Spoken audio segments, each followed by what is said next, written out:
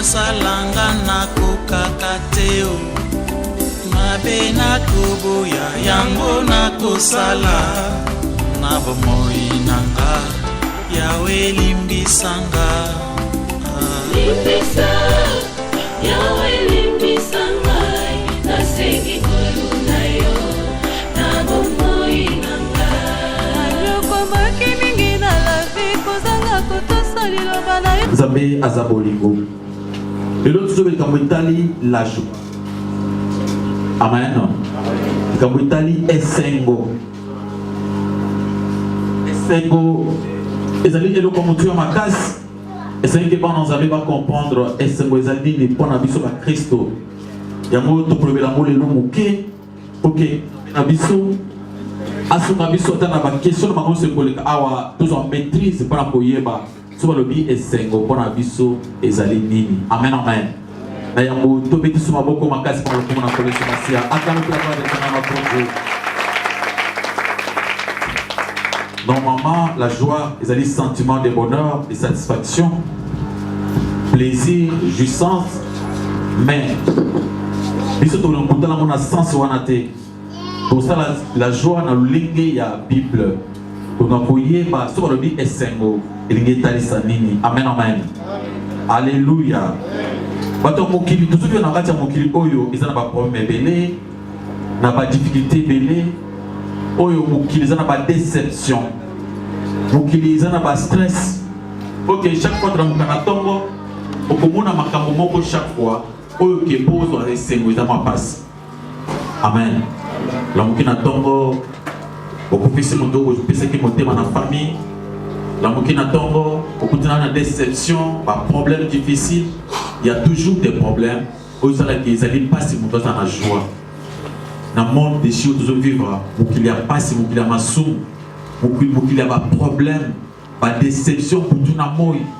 Des fois, ils sont difficiles. Au moment où il y a des sentir na kat na yo, ba sentiment de dépression, dit aux hommes lokola mukiliza mala muti lokola mukili ba juste et c'est réseau kanate. Amen. Amen. C'est pourquoi ton mukili ba pesa définition ya ese lokola les alliés moment malam attitude oyo ils ont correspondre na circonstances oyo ils ont dépendre na yote ingelo baké c'est par hasard mutokula mukana tongo akuta na esengo c'est par hasard mutokula mukana tongo akuta na voyage akuta na prospérité akuta na élévation ils ont makambo ça par hasard et bato mosusu bakola mukara boye vine mobimba akuta na esengo te. Amen. C'est-à-dire, joie à bongo et c'est ma bongo, ils sont comme incertains. Ok, moyen monto azo yango ezalité et pour comme la moto, ils sont comme moto par hasard. Mais et c'est mon amakambo na nzambe, eza eloko ya par hasard te. Alléluia. Et c'est mon amakambo na nzambe, eza eloko oyo déjà nzambe asi a planifié qui déjà. Asi a bongisa qui pona bato ba kolinga. Amen, amen. Donc il parle à biso et c'est nous êtes le qu'on a aussi la comme on a par hasard, par chance, na bali, on vous allez pas molli par hasard té. Donc on sur le bac chance, on sur le bac na une circonstance à ma mission comment circonstance à malam be na zo iloko wana. Parce que dans ça la carrière na ngamo na sali boye, et on sait qu'il na zo iloko té. Mais et pas dans Nzambe, makambo yo sera planifié. Amen, amen.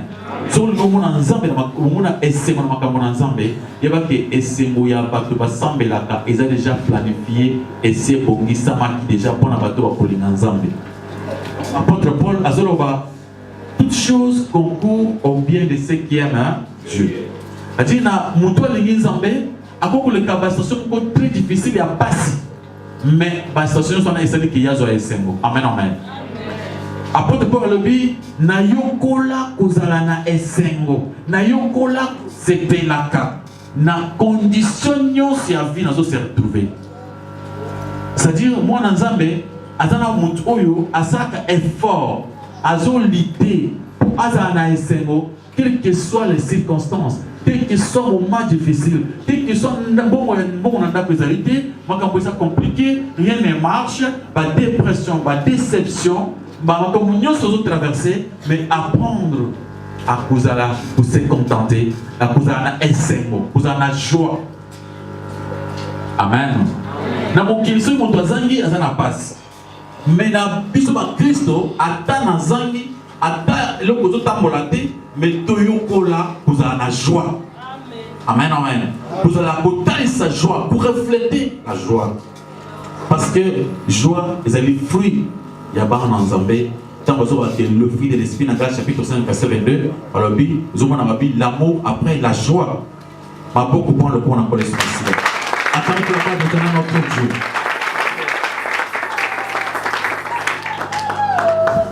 Bien aimé, dans la théologie biblique, il y a joie. Et ça englobe plusieurs aspects. Que vraiment la joie est un don de Dieu. Amen, amen. Que soit essengo, ezali kabu. Que vous n'êtes pas en ensemble. Pour la bateau bassemble là. Au moins on a dit par chance, par hasard, té. Ezali par chance, ezali par hasard na té. Nous tozoaka, ezali planifié et pas ensemble. Bien aimé, dans la Bible, attendez la Psaume 4, verset 8-9. Psaume 4, verset 8-9. Comment c'est un don de Dieu. Alléluia. Amen. Il faut croire que Zambé a Pesaka don, il y a Essengo, que Nengo Zaliwana, parce que l'homme qui nous répond en Zambé, nous avons que par la foi.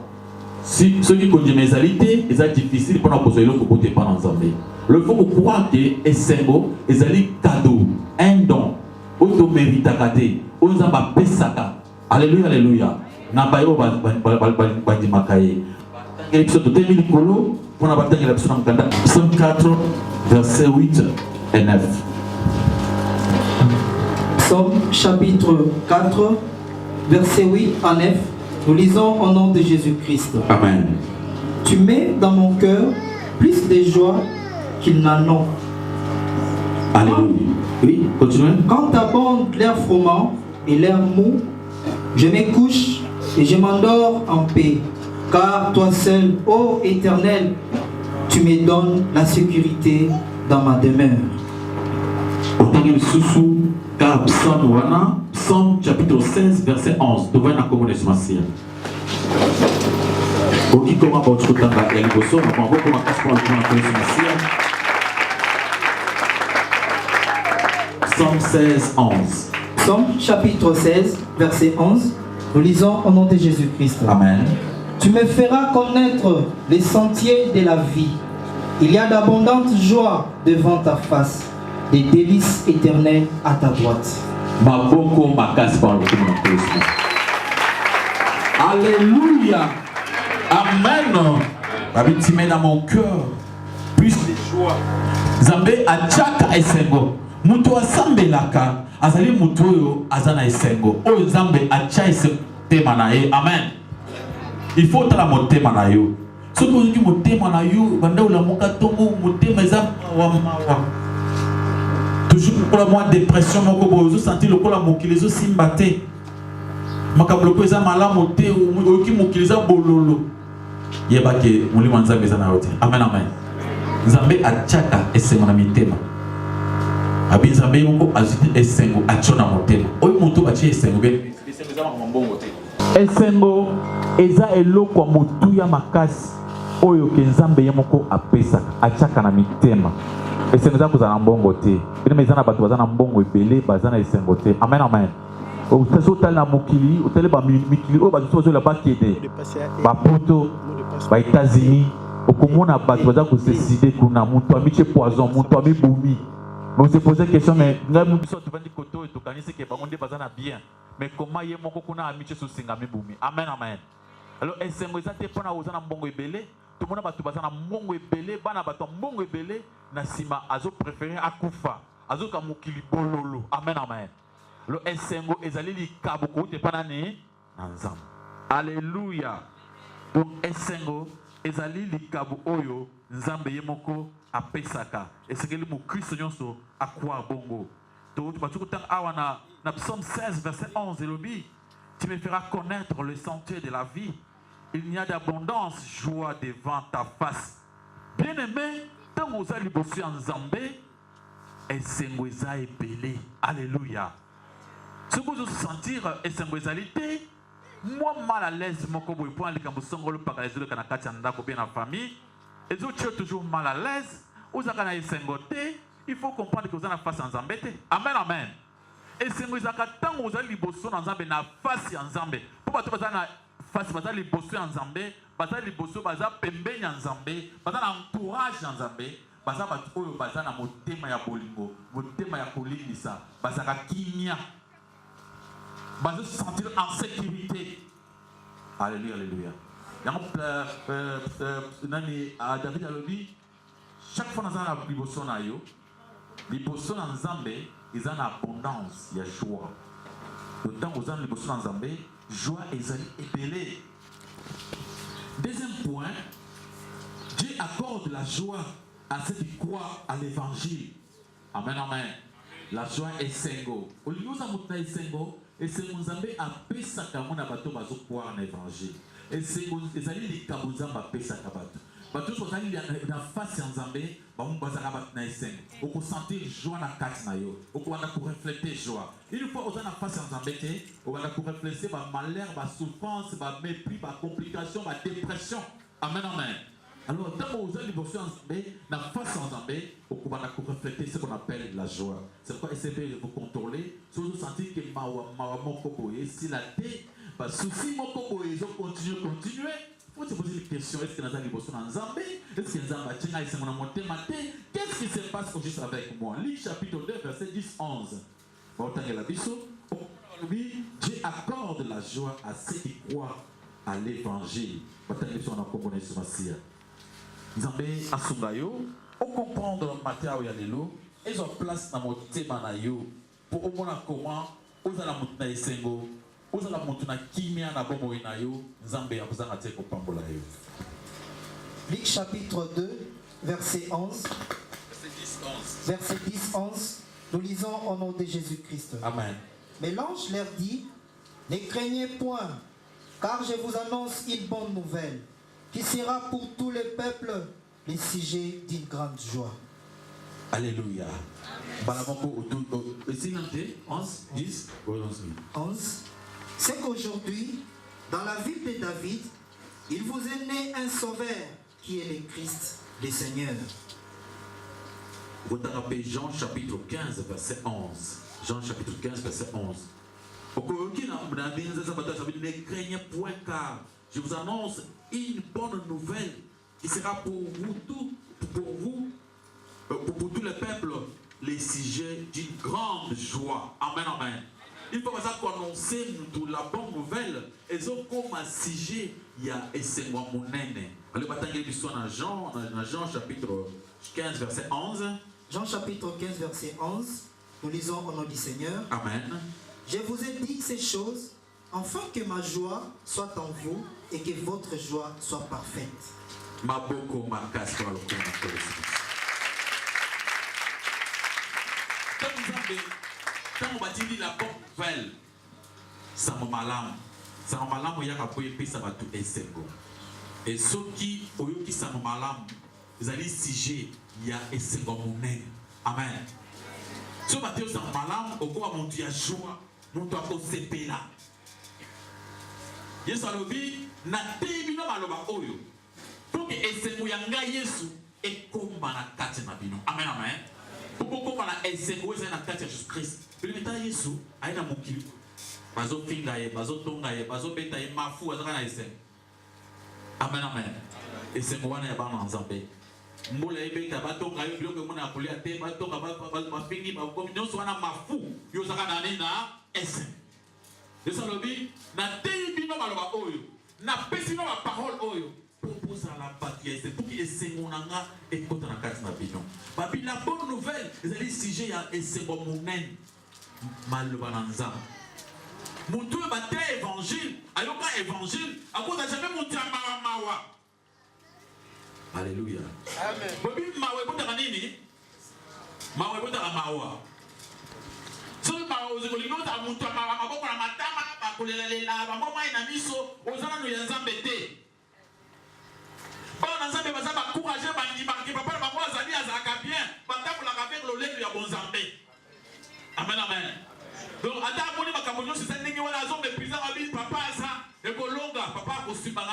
protéger nga.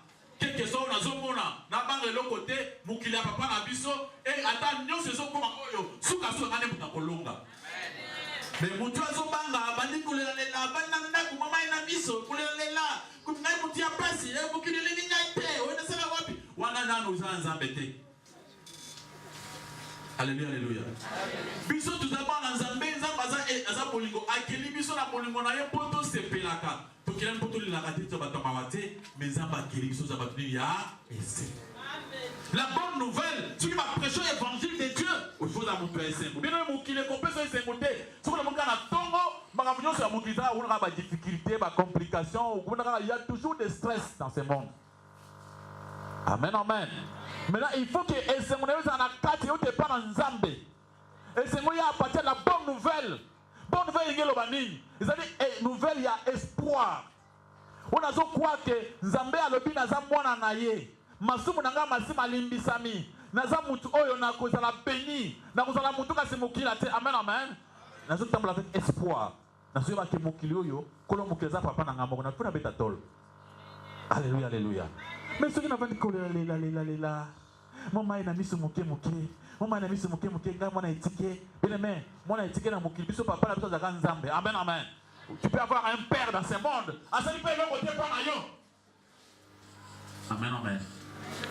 Elle dit qu'on a la boutique. Abi, ne comptez pas surtout sur moi. Vous comptez dans Nzambe. Il y a un vrai père Nabino. Il faut compter sur qui? C'est Dieu. Parce qu'il y a d'autres choses. Aucune déception. Amen, amen. Alors le vrai père c'est qui? C'est Dieu. Il faut que moi dans Nzambe.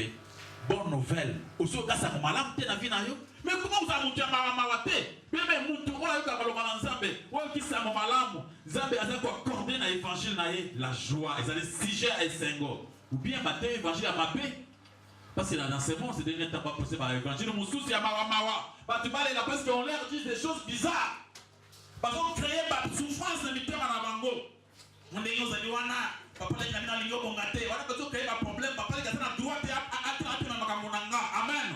Papa les gamins à montrer que là, mon gars, ça va papa. Alléluia. Zamba zaliwa kila ki papa leki. Ndeza papa nanga. Amen, amen. Je ne vais pas avoir des soucis. C'est parce que ma oncle, ça rien. Il faut la personne respecter na bango ya ba oncle parce que ça va boti. Alléluia. C'est pas qu'on a demandé à vous respecter. Parce que ça va boti, n'a pas de respect. Mais en ce qui concerne Vinanga et dépendre de mon piloté. Ce qui n'a pas c'est-à-dire papa me doit permettre.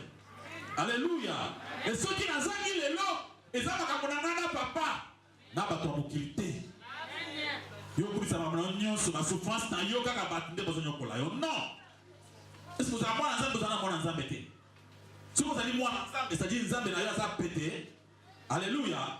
Si votre Dieu c'est un Dieu, le vrai Dieu, il va te protéger dans ma circonstance. Hein? Alléluia.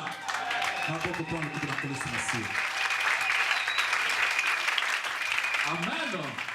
Troisièmement, la joie, ils allaient produire à Saint-Esprit. Le Saint-Esprit, ils allaient produire joie à la carte d'amitié Marabiso. Alléluia, alléluia. Amen. Joie, ils allaient produire à Molimo Mosantu. Car le royaume de Dieu n'est pas les manger et la boire et les boire, mais la justice, la paix et la joie par le Saint-Esprit. Ça c'est Romains chapitre 14 verset 17. Alléluia, alléluia.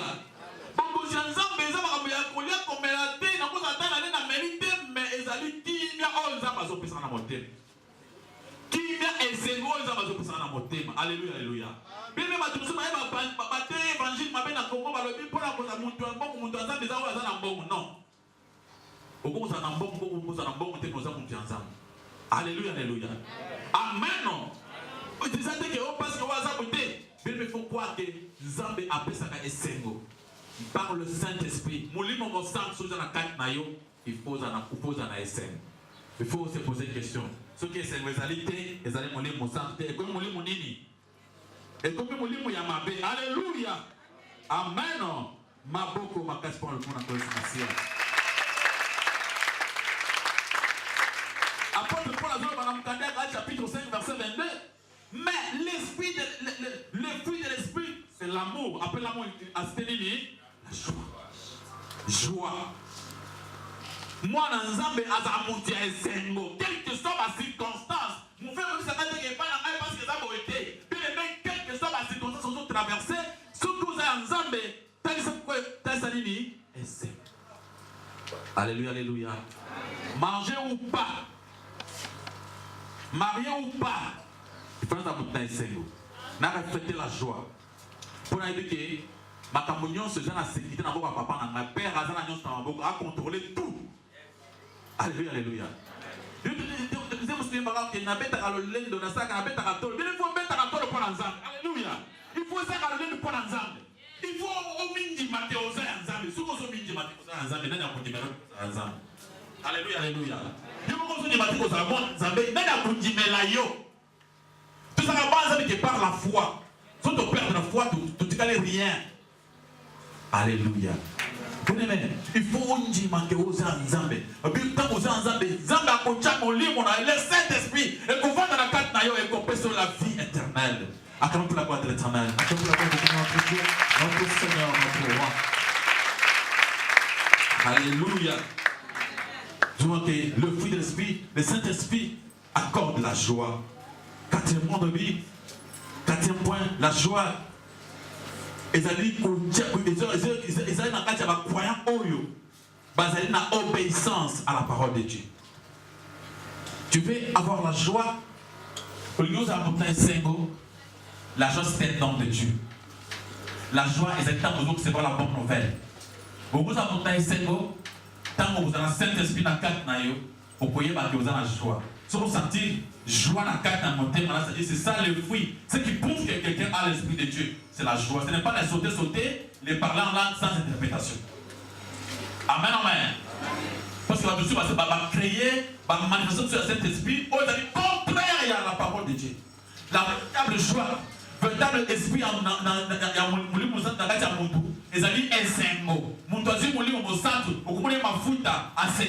gentil. Alléluia, alléluia. Quel que soit le problème que vous traversez, il faut poser ma quai et s'engager à partir de mon santo. Parmi l'obéissance, bien maintenant, dans Jérémie chapitre 15, verset 16. Bien maintenant, ceux qui ont obéi la parole de Dieu, au cours de la montagne, il y a des fois, qui parce qu'ils ont obéi la parole de Dieu. Ou tout ça, on va Amen, amen. C'est l'obéissance à la parole de Dieu. Au moins, la joie, c'est par hasard que Nazi c'est mon nom. Et c'est pas par hasard. Et c'est un don de Dieu. Amen, amen. Zaba pesa bato batosa kai, bato baza obéir na maloba na ye. Sokoza mwana ya ese, mwana oyo atosa na Nzambe, Nzamba kotia ese mona motema na yo. Okoma mutia esengo. Na bibi esengo ya akora mbongo te. Esengo za kona kuzwa te. Bato biso baza na biloko ebele ya mokili me baza na esengo te. Amen, amen. L'obéissance à la parole de Dieu. Parce que na comprendre ce passé. Jérémie chapitre 15, je crois. Jérémie chapitre 15, verset 16, oui. 15, verset 16, nous lisons au nom de Jésus-Christ. Amen. J'ai recueilli tes paroles et je les ai dévorées. Tes paroles ont fait la joie et l'allégresse de mon cœur. Car ton nom est invoqué sur moi, éternel Dieu des armées.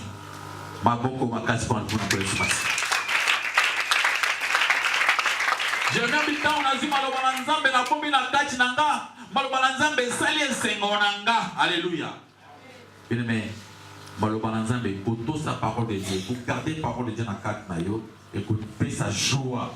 Au bon Dieu, c'est autant batu muto azali makambo makasi zo le kaya azo seka azana esengo pourquoi parce qu'il y a la parole na kati na motema na ye azo kanisa azo zo la référence biblique où est ce que nzambe azana yo ko bangelo ko mokote. Alléluia, alléluia.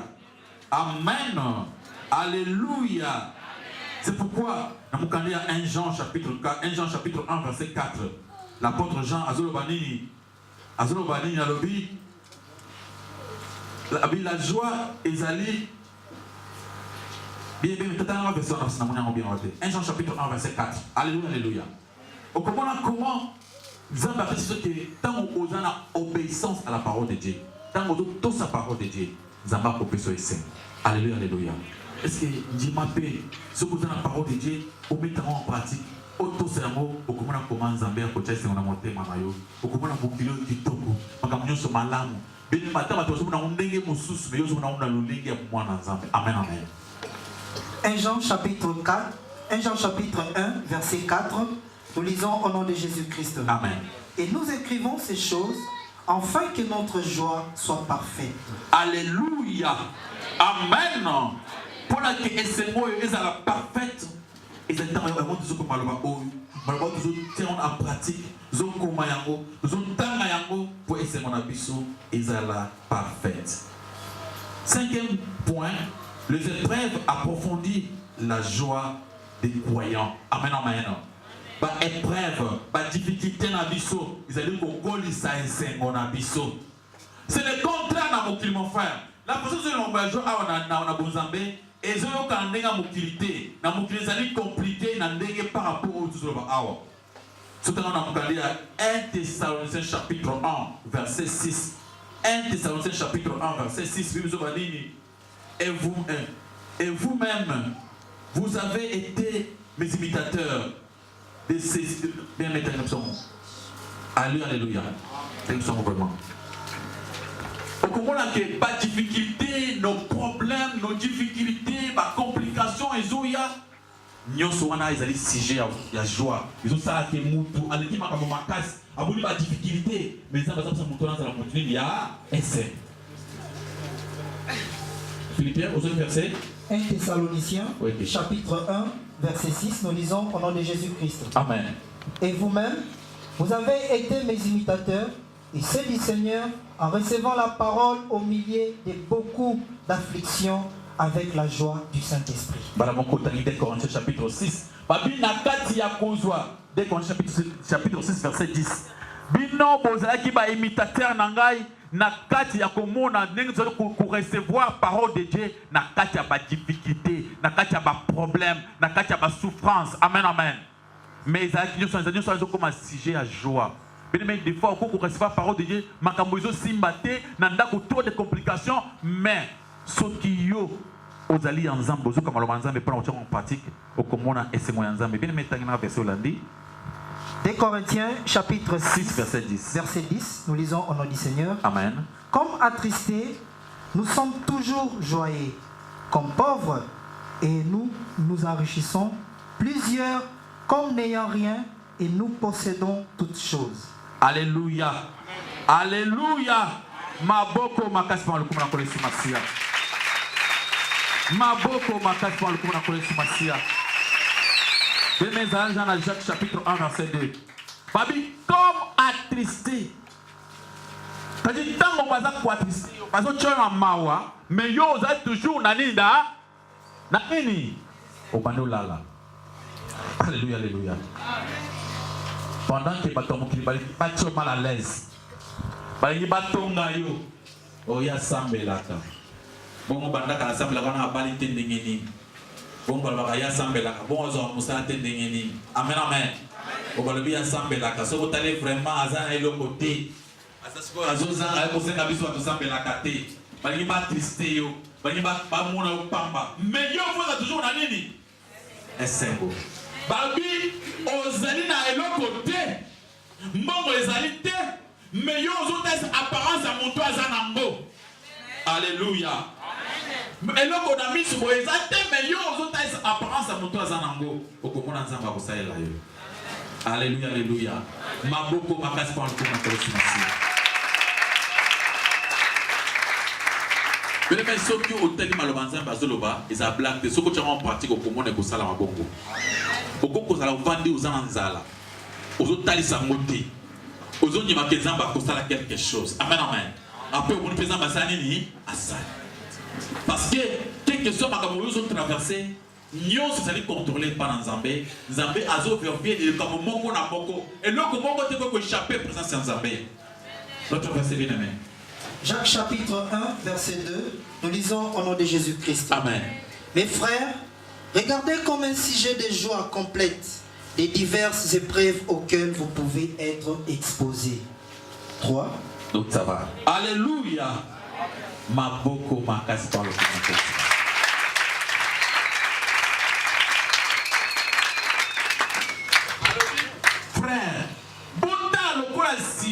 joie. Maman, comment est-ce que vous traversez? Vous traversez un moment difficile. Et quand mon cobo est comme Elio, il y a un prestige de joie. Il y a un prestige de joie. Et ici au pays. Qu'est-ce que ça m'a traversé? Apôtre, attendez que parce que na kati ya ba souffrance na biso, na kati ya ba difficulté de traverser ça, il y a mon purifier capable dans un point comme bien l'émotion ensemble. Amen, amen. Alléluia. Notre souci c'est quoi? C'est pour faire comprendre que Esengo, ils ont dit que bato kiba kan sangote.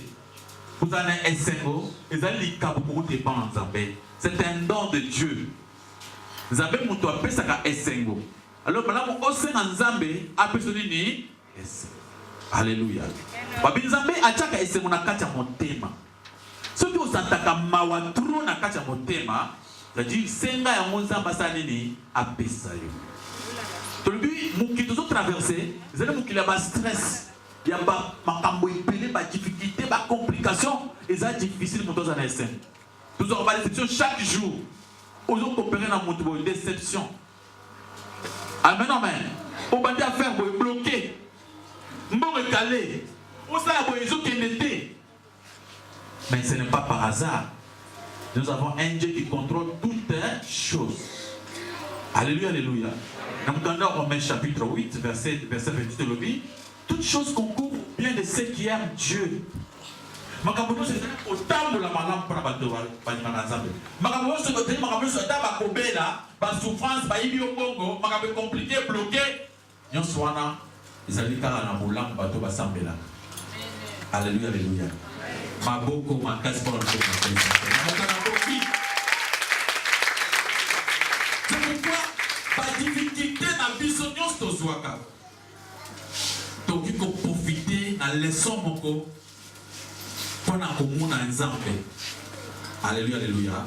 Ils ont dit sujet à joie à biso. Il y a un que la bonne nouvelle est sans mon malam. Sans mon malam, ils ont dit sujet à joie pour mener la carte à biso. Et bien le bani.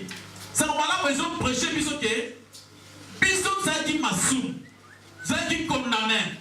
Dans ma famille na biso, tout ça qui est déjà lié. Par contre, on a biso va signer qui va contrat. Par contre, on a kanga biso. Babi libota oyo ba kobongate, okende musikate. Masumu ya bandako Adam na Eve. Ese kanga biso sina otoko bikate. Mais na lola rayon ko salama tukuna. Batunaki, mais ya ko kitana se pona ko délivrer bato bazana kati ya singa oyo. Amen, amen. Ezaki difficile muto mokili aya ko délivrer biso. Mais Nzambe na lola kuna Nzambe moko asepela ki pour que moi na ye akita awa. Moi na Nzambe aye pas maté, aye komi pesa mbeka. Yoka la bonne nouvelle. Amen, amen. Il s'est livré lui-même à notre place. Il a accepté la mort pour sa vie. La conclusion à l'objet, il a effacé l'acte qui nous condamnait. Amen, amen. Donc cette bonne nouvelle est qu'on peut s'en joie. Alléluia, alléluia. Apôtre Paul le dit, il n'y a plus de condamnation pour ceux qui sont en Jésus-Christ. Déjà, nous sommes sauvés et protégés et sécurisés. Jamais n'a vous a bloqué parce que mon grand-père ou bien grand-mère ou ceux qui m'a bien pas. Non. Alléluia, alléluia. Jamais pas lié il y a famille au Kanga les sous. Et s'il y a des croyants qui croient ainsi que Azalié n'a pas lié en famille, n'a pas assemblé bien, n'a pas compris les paroles de Jésus. Alléluia. La bonne nouvelle, le bénin. Si vous voyez Jésus-Christ a comme une nouvelle, Makabuya Kade Leka. Na comme Mouka Sika, Mouka Esengo, Mouka Kinya. Alléluia, alléluia. Mouka Sekaka.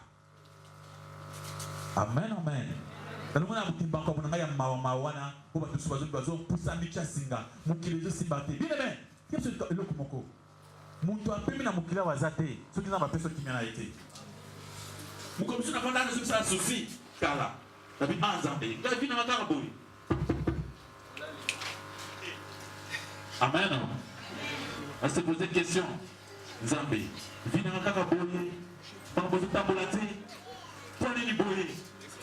Après, la salaire pour que nakende obeta mwa tunu bakote mosusu na bakoin mosusu. Amen, amen. Nakoma na koin moko ta nakomi na koin wana. Natali vie baninga lokola nga bazo vivre. Alléluia. Amen. Bien-aimé, Nathalie bato lokola nga vie bazo vivre. Et puis on a dit baza pe na temple, baza pe na sia wa basambelaka. Bazo komisa zambi Yahweh kumama azamalam. Alléluia, alléluia. Et je me suis dit, pour aller dans la monaka bandeko ba pambola makoleka nga. Mais na monaka te bayo batikala. Alléluia, alléluia. Surtout tali vie na yo. O tali bakambu oyo eleka na sima okomona esen. Amen, amen. On compare que les ambassades pour na yo. Alléluia, alléluia. Mais il y a des gens qui vous souffrent, vraiment, ils ont souffrir. Parce qu'à l'image de Jésus-Christ, ils sont liés, n'a pas lien. Banda ba kolaka, baba la kate, ba kokufa mbongo, parce que ba sambela pété. Amen, amen. Via pesi, malika mwana kukanga ibumi ba ibumi oyo ka bango so ba fa ndenge moko. Moko bimakate. Mais yo tali kotali kana yo, oza mundo za délivré. Amen, amen. Il faut en joie. Parce que ça m'a malamu, ils ont dit sujet à joie pour la biseau. Pour ça, malamu est l'obligé. Tous ceux qui dépendent de la famille, tu as comme une propriété privée à Nani. Il y a Zambé. Notre grand frère comme Nani, Jésus-Christ. Alléluia, alléluia. Amen, amen. Ma beaucoup, ma casse par le coup, ma collègue. Pour le Saint-Esprit, ils allaient couper sa biseau et Sengo. Ce qui au monde a causé la SNOT, vous en avez mon sang tout est. Sambela Nzambe, vous en avez mon sang. Alléluia. Moulé mon sang, tu es pèse à la liboso et sengo. Babé, on le fruit de l'esprit. Et moi, la cana et sengo. Donc, comment la montre quand tu as sauté, mais en réalité, aux hommes, on a sengo, les actes dans la vie. Amen, amen. Bébé, moulé mon sang, il faut qu'on a sengo. Alléluia, alléluia. Ceux qui vous ont montré sengo, c'est-à-dire que vous en avez moulé mon sang. Babi muli musantu echaka esemona kati ya mitema na biso. Babi makambo ya Nzambe, eza makambo ya kulaka komela te, eza makambo ya kimia oyo muli musantu echaka na mitema ya bato. Alléluia, alléluia. Na le biso esengo, eza kozala mbongo ebele te, eza kosuma mituka te, mapango te, c'est un don de Dieu. Nzambe atio na motema. Ulali tongi malamu. Mon frère, vous allez dire que litaka. Vous avez la pongi. Tant que vous prêchez, vous prêchez, vous prêchez. Amen. Nous avons un combat chaque jour. Tant que là, vous en allez pongi, là se poser question. Les tambours là, c'est ça, possible. Hey, ce qu'on a reçu à l'année, c'est être un homme sans foi. Après, je me dis non. Nga nzamu tunasambela kwanza ifike pana ni a makambo wana ngambu tunasala ka ngote wasaka mwaza nani ngai nazo sala ka bongo menzambe ayebi komako wapi tokokoma wapi tokosuka esoki na lobi bongo na lokese mwacha na motema la pongi. Alléluia. Ce n'est pas olali butu mobimba otanga bandana otangi kotoki na suka ozo metele maloba non ngai makambo oyo nzambe mokozo na maboko ngaza à l'aise. Alléluia, alléluia. Vous êtes à l'aise. On a pas pensé à la mitema na biso. Alléluia, alléluia. Et c'est moi qui a mutu chaka elikia. Na mapambo libo ba pesi biso e pa Nzambe. Oyo tokozo même jusqu'à la fin. Oyo banike bato ba nyemeli Nzambe, ba ko ce qu'on appelle la vie éternelle. Ba ko zo esengo ya suka. Esengo suki sa bisengo. C'est pourquoi atana mokili oyo na moni malonga te, mais j'ai l'espoir. L'histoire de pauvre Lazare avec l'homme riche. Amen, amen. Pauvre Lazare, Azaki a encore un passé. Mais qu'après, jusqu'aujourd'hui, pauvre Lazare, Azaka Mozui. Pour la séco, la séco. Ma beaucoup, ma quatre fois, le coup,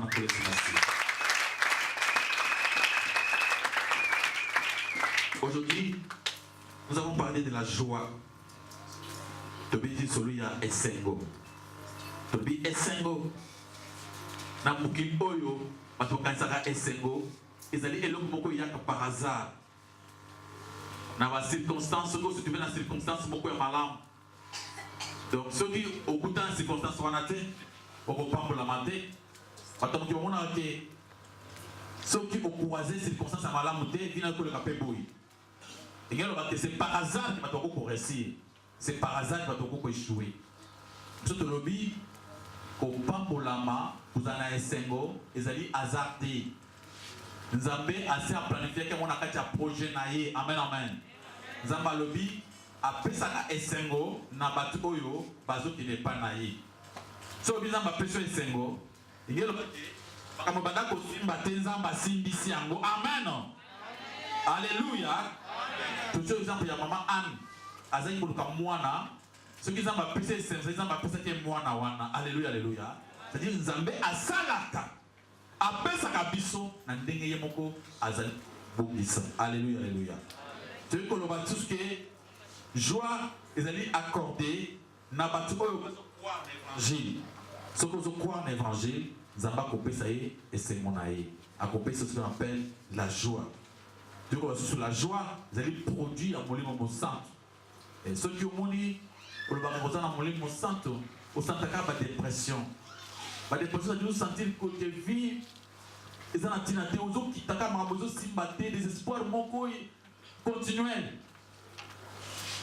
ah zambenga ye ah nga mokilo ye oh Seigneur Jésus-Christ makamona nga sommes konini ye oza na tendance à vous sentir ba insatisfaction moko boye prolongée amen so tel tu vois bien mais yo moto ko sala moté.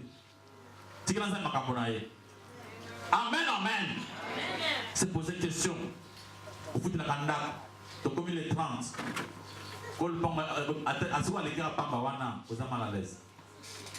C'est tout ce que nous avons eu de mon côté. Moi, je pose question. Dans mon colis, dans mon père, le pain, on a vendu. Ah, gaïe, mon kilé. Eh, on a bien, moi, ça m'a bon côté. Alléluia, alléluia. Quand on a vendre bien, on a bien, je dis que Nzamba ya yepi, Nzamba yepi, alléluia. Nzamba yepi, makambona ya kosarango, akopesa esengo ekoleka. Amen, amen. Tolobi, épreuve, ezali pi sujet ya joie pour la biso, pour apôtre Jacques Alobi, muna papa sozo mona wana. Donc pour le sujet à joie parce que parce qu'on a zomona il y a un monde celle qui ose à la bien dans Zambé l'obéissance à la parole de Dieu c'est le sujet à joie mon tour à obéir à la parole de Dieu azali mon tour à essayer amen amen alléluia surtout à obéir à la parole de Dieu Zambé a compris ça veut dire alors mitala est-ce que vous en avez essayé n'est-ce pas que vous vous sentez dans la dépression? N'est-ce pas que vous avez des questions sans réponse? Amen, amen. N'est-ce pas que des fois vous êtes dans mon canatongo, même ma collection de maillots, vous avez côté le matin, vous avez bien vous tamboulaté.